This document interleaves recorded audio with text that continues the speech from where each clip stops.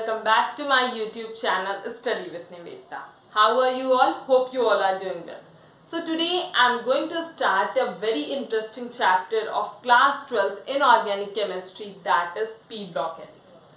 आज हम P block elements से start करने जा रहे हैं. जैसा कि हम सब लोग जानते हैं P block के अंदर पीरियोडिक टेबल के टोटल 13 to 18 ग्रुप तक के एलिमेंट्स आते हैं. ग्रुप 13 और ग्रुप 14 हमने ऑलरेडी क्लास 11th में डिस्कस कर लिया है. अब हम क्लास 12 के सिलेबस के अंदर ग्रुप 15 के एलिमेंट्स से स्टार्ट करेंगे. Group 15, group 16, group 17 and group 18, ये 4 ग्रुप्स हमारे क्लास 12 के सिलेबस में आते हैं. तो चलिए आज हम ग्रुप 15 एलिमेंट्स को डिस्कस करते हैं. ग्रुप 15 एलिमेंट, अगर हम ग्रुप 15 के एलिमेंट्स की बात करें तो ग्रुप 15 में एलिमेंट्स आते हैं नाइट्रोजन फैमिली के. First element is nitrogen, then phosphorus, arsenic, antimony and then bismuth. इनको याद करने की एक ट्रिक है, एक क्या बहुत सारी ट्रिक्स आपको मिल जाएंगी. एक ट्रिक है मेरे पास, निखिल पास सब बिंदास, NPASSBNI. Nitrogen, phosphorus, arsenic, antimony and bismuth. ठीक है. इस ग्रुप की जनरल इलेक्ट्रॉनिक कॉन्फ़िगरेशन होती है NS2NP3. इस ग्रुप की जनरल इलेक्ट्रॉनिक कॉन्फ़िगरेशन होती है NS2NP3. इसके अकॉर्डिंग हम इन एलिमेंट्स की इलेक्ट्रॉनिक कॉन्फ़िगरेशन लिखें तो नाइट्रोजन की इलेक्ट्रॉनिक कॉन्फ़िगरेशन हो जाएगी हीलियम. हीलियम के बाद से फिर NS2. N क्या होता है? Period number. तो फिर नाइट्रोजन किस पीरियड से बिलोंग करता है? सेकेंड पीरियड से. तो यहाँ पर हम लिखेंगे 2s2 2p3. फिर फॉस्फोरस आ गया तो ग्रुप 18 का एक एलिमेंट हीलियम, नियॉन. नियॉन के साथ फिर 3s2 3p3. Then argon, arsenic के इलेक्ट्रॉनिक कॉन्फ़िगरेशन के लिए argon 4s2 4p3. Then krypton, krypton के साथ क्या आ जाएगा? 5s2 5p3. और उसके बाद यहाँ पर आ जाएगा जेनॉन 6s2 6p3.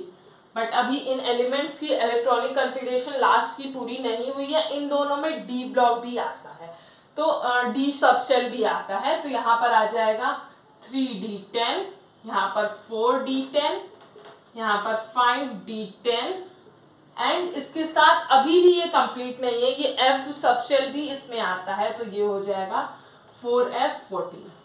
ये थी इन एलिमेंट्स की general electronic configuration, nitrogen, phosphorus, arsenic, antimony and bismuth. अब हम इनका अकरेंस देखें, ओरिजिन या अकरेंस क्या होती है इन एलिमेंट्स की.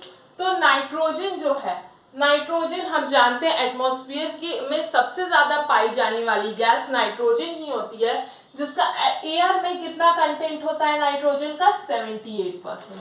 इसके साथ ही जो नाइट्रोजन है वो अर्थ क्रस्ट में भी पाया जाता है. अर्थ क्रस्ट में ये NaNO3 के फॉर्म में पाया जाता है. NaNO3 जिसको चिले सॉल्ट पेट्री भी कहते हैं. क्या कहते हैं? चिले सॉल्ट पेट्री. ठीक है, चिले सॉल्ट पेट्री. ये हो गया नाइट्रोजन का अकरेंस. अब अगर हम देखें ये सारे ही एलिमेंट्स तो ये सब ऑर्गेनिक कंपाउंड्स में भी पाए जाते हैं. फॉस्फोरस भी हम जानते हैं मिनरल्स के उसमें फॉर्म में पाया जाता है और ये सभी एलिमेंट्स पाए जाते हैं. इन्हें हम एपेटाइट फैमिली के भी नाम से जानते हैं. एपेटाइट फैमिली के भी नाम से जानते हैं क्योंकि ये जो कंपाउंड्स बनाते हैं जैसे फॉस्फोरस एपेटाइट, इस तरह के मतलब कंपाउंड से बनाते हैं, इसलिए हम इन्हें एपेटाइट फैमिली के भी नाम से जानते हैं.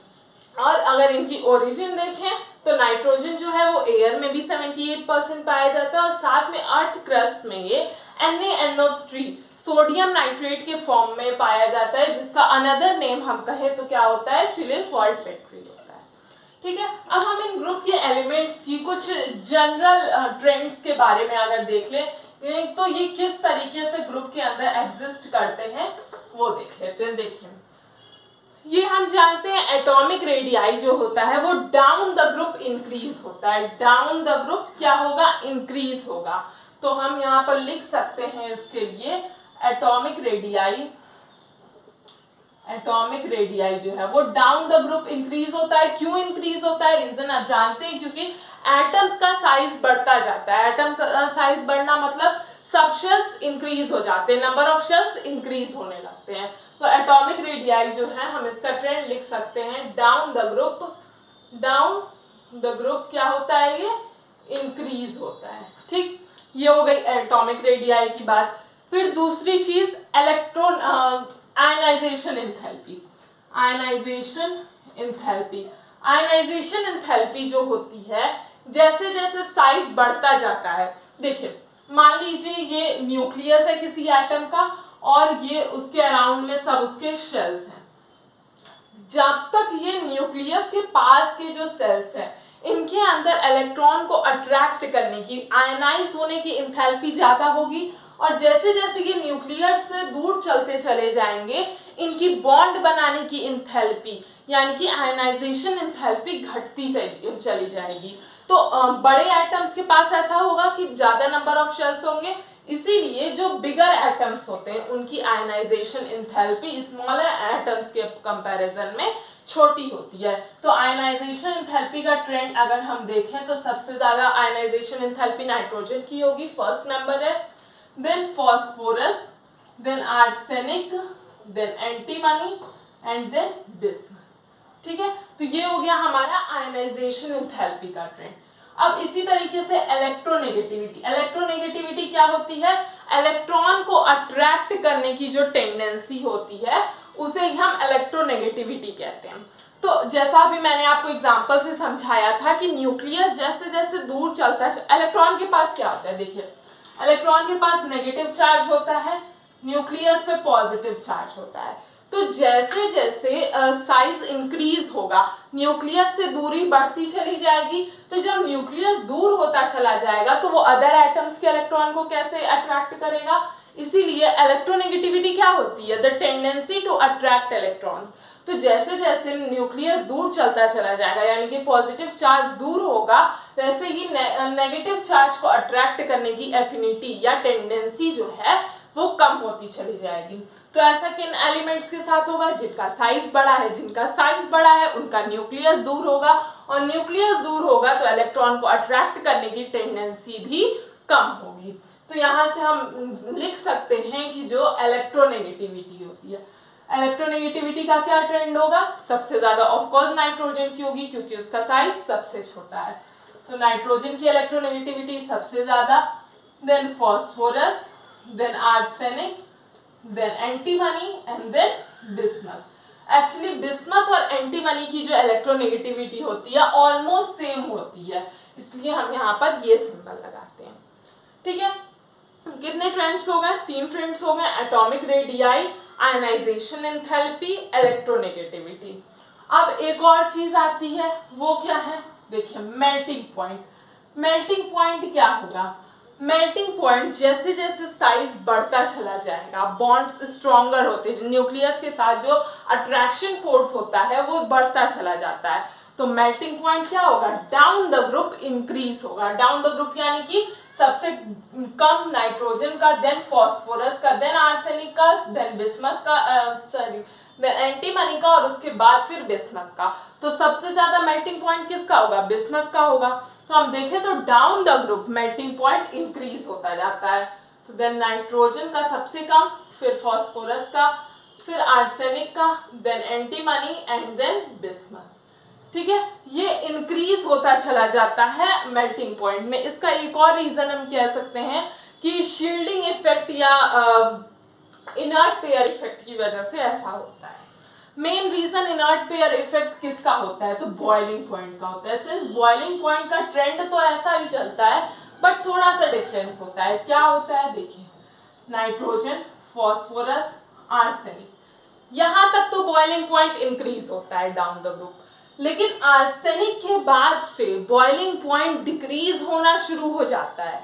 ऐसा क्यों होता है, देखिए कुछ ऐसा ट्रेंड बन जाता है कि एंटी आर्सेनिक से कम एंटीमनी का और उससे कम बिस्मथ का, लेकिन इससे पहले क्या हो रहा था, डाउन द ग्रुप जाने पर हमारा बॉइलिंग पॉइंट जो है वो इंक्रीज कर रहा था, बट लास्ट में आने पे आर्सेनिक और आर्सेनिक के बाद से एंटीमनी और बिस्मथ तक आने में हमारा बॉइलिंग पॉइंट जो है वो फिर से डिक्रीज कर रहा है।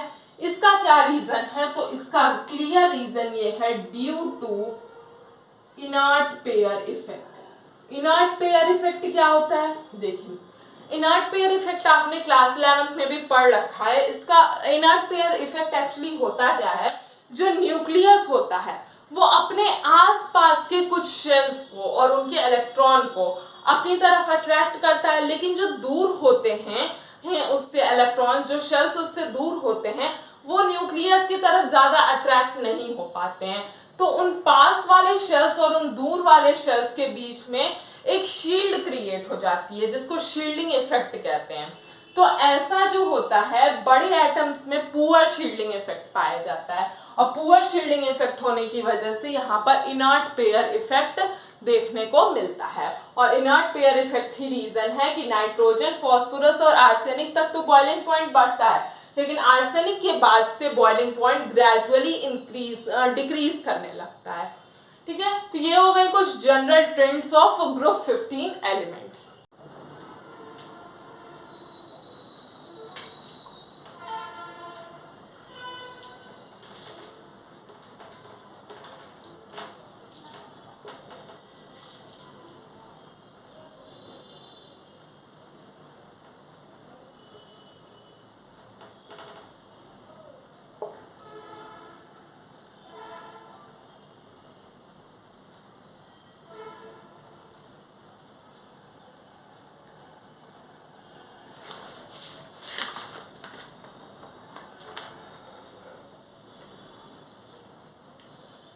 देखिए, हमने ग्रुप 15 एलिमेंट्स के जनरल ट्रेंड्स को डिस्कस कर लिया। अब हम ग्रुप 15 एलिमेंट्स की फिजिकल प्रॉपर्टीज को देख लेते हैं।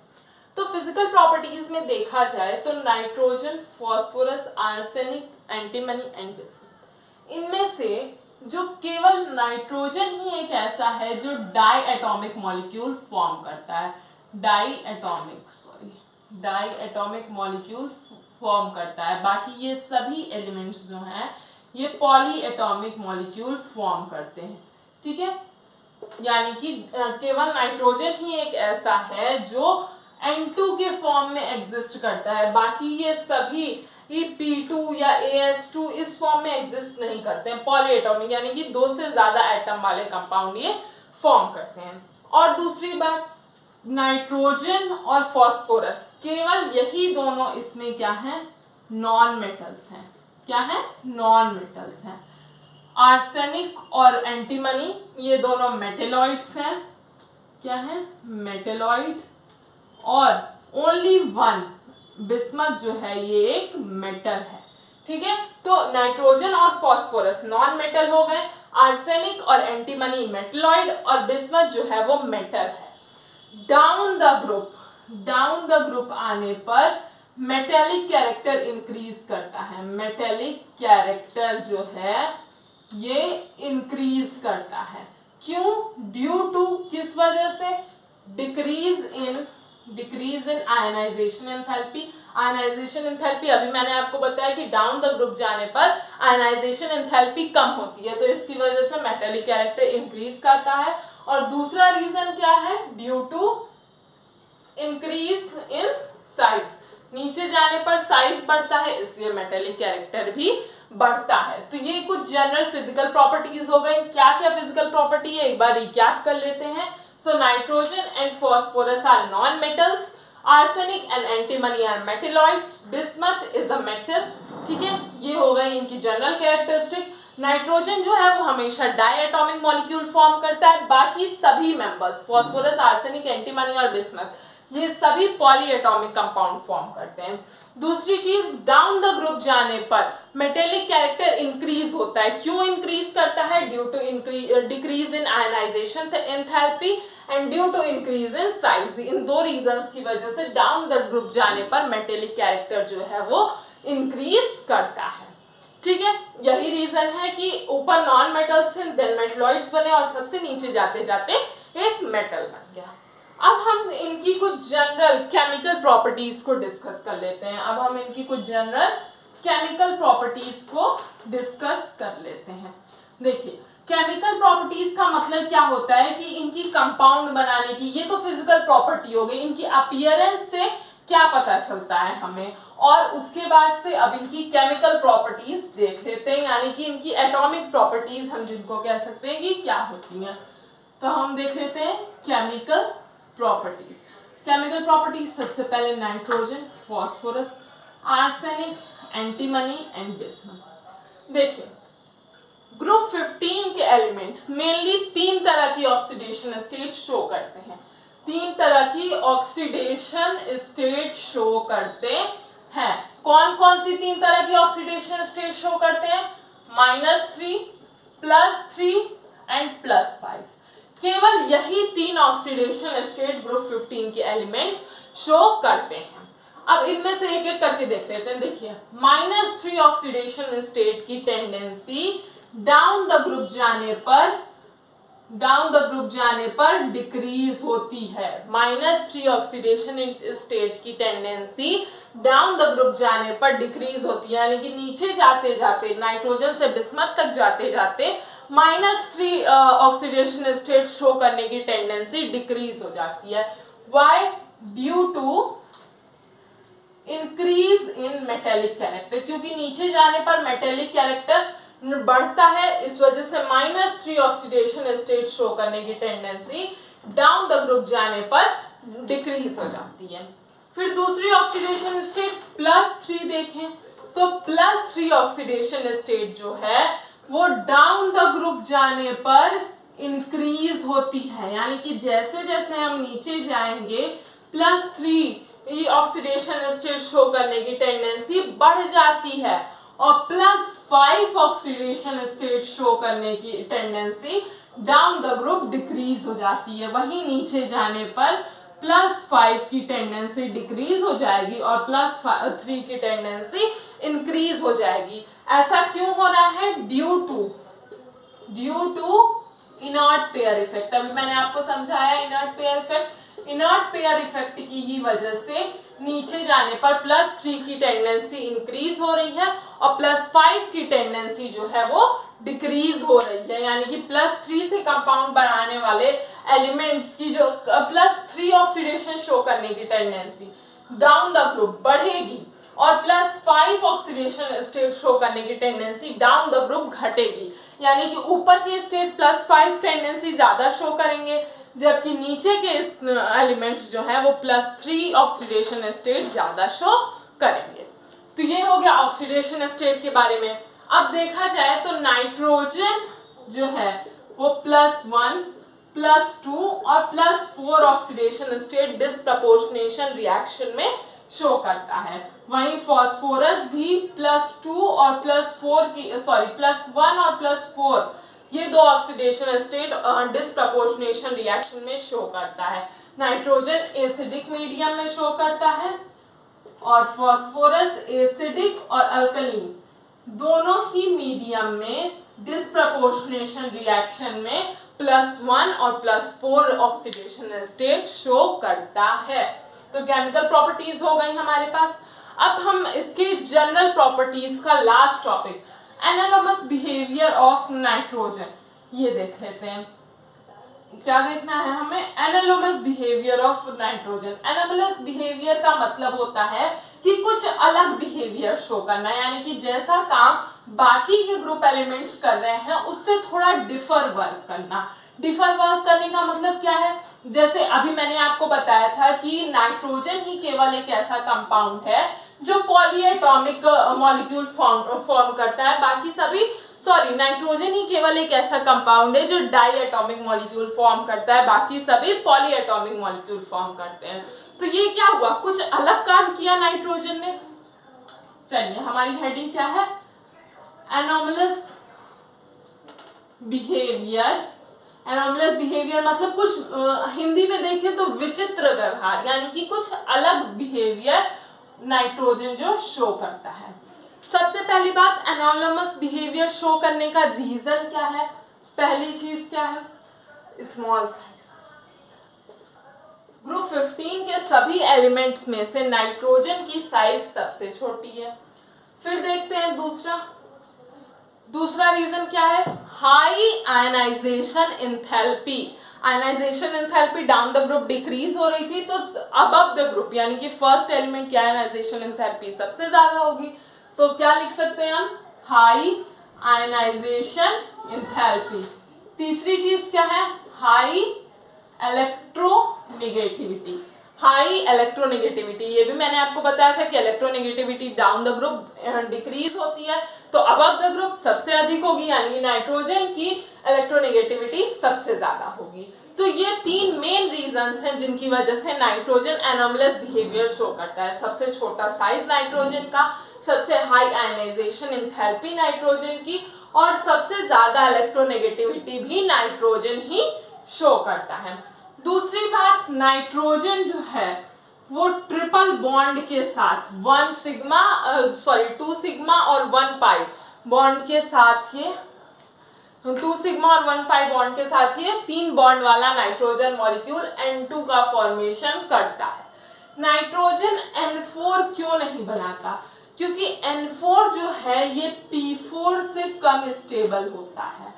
P4 से कम, फास्फोरस के पॉलीएटॉमिक मॉलिक्यूल से नाइट्रोजन का पॉलीएटॉमिक मॉलिक्यूल कम स्टेबल होता है। क्यों कम स्टेबल होता है, रीजन ये है कि देखिए नाइट्रोजन का साइज छोटा है, नाइट्रोजन का साइज छोटा है, जबकि फास्फोरस का साइज जो है वो बड़ा है। इनके बीच जो बॉन्ड बनेगा वो भी छोटा बनेगा, जबकि फास्फोरस के 2 एटम्स के बीच जो बॉन्ड बनेगा वो बड़ा बनेगा। ठीक है, तो इनके बीच में इंट्रा इलेक्ट्रॉनिक रिपल्शन जो है वो ज्यादा होगा इन कंपैरिजन टू दिस। इसीलिए नाइट्रोजन कभी भी पॉलीएटॉमिक मॉलिक्यूल नहीं फॉर्म करता है, बल्कि मतलब नाइट्रोजन का पॉलीएटॉमिक मॉलिक्यूल कम स्टेबल होता है फास्फोरस के पॉलीएटॉमिक मॉलिक्यूल से। तो ये हो गई कुछ एनालॉगस प्रॉपर्टीज ऑफ नाइट्रोजन। इसी के साथ मैं ये वीडियो एंड करती हूँ। नेक्स्ट वीडियो में हम लोग नाइट्रोजन और ग्रुप 15 के एलिमेंट्स से बनने वाले कुछ कंपाउंड्स के बारे में डिस्कस करेंगे।